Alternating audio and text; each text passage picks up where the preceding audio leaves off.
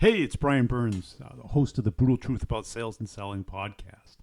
One of the big mistakes I see people doing in sales is treating sales like it's a religion, meaning that they get locked into a one-way view of the world, that their view of the world is the correct and only view of the world, and everyone else's is wrong. This is really, really limiting as far as how well you'll do in sales, because you'll only work, your approach will only work certain amounts of the time. And it's kind of silly because we all view our view of the world as the correct view, and everyone else's view of the world is crazy and makes no sense, and vice versa. And I think we get stuck into this mindset early in our careers. In the past, there's been the questioning people that came out of spin selling, the solution people, the strategic people, and now the challenger people. And the problem is that we're not looking at the whole game of sales. We're looking at it as witchcraft, as magic, as a silver bullet, instead of viewing it as a whole encompassing game. And it's hard because sales is unlike many other things. It's not scientific. Or wait a second, it is kind of scientific. There is a process to it, but there's so much artistry as well. And the artistry you can't really define. So we get stuck following each other, being sheep, and just at the wrong time. Because right now everyone's being a sheep with the selling with insight and challenging our customers. The problem is everyone's doing it now, and it's no longer unique.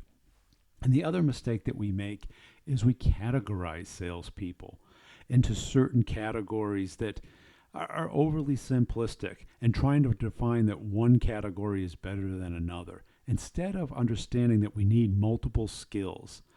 Think of any game that you play. Think of like tennis, where you have to have a strong serve, but you have to be able to volley, you have to be able to respond quickly, and you have to hit the ball back over the court and defend your position.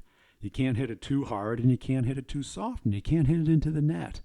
So you need different skills for different situations of the game. It's much more like improv, where you have to be able to understand the signals and roll with it and understand the process, but not be rigid to a script.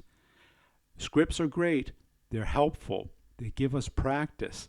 But at the end of the day, that we go off course 99% of the time. So we cannot be limited by these rigid definitions that are defined by people who haven't really done the job of sales. We have to be more like chefs, more like cooks. If you've ever done a barbecue, you know that everybody likes their hamburger just a little bit different. Some like it medium, some like it rare, some like it well done.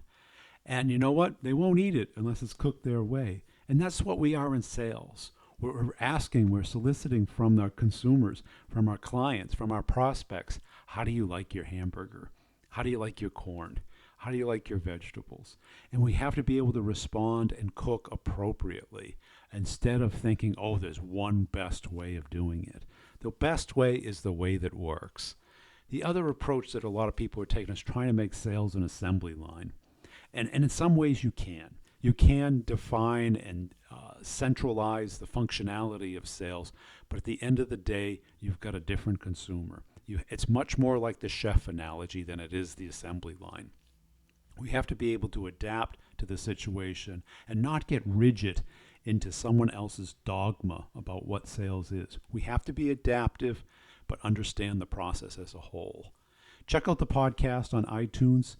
It's The Brutal Truth About Sales and Selling. I gift my Audible version of the Maverick Selling Method to anybody who's kind enough to post a review of the podcast on iTunes. So check it out, The Brutal Truth About Sales and Selling.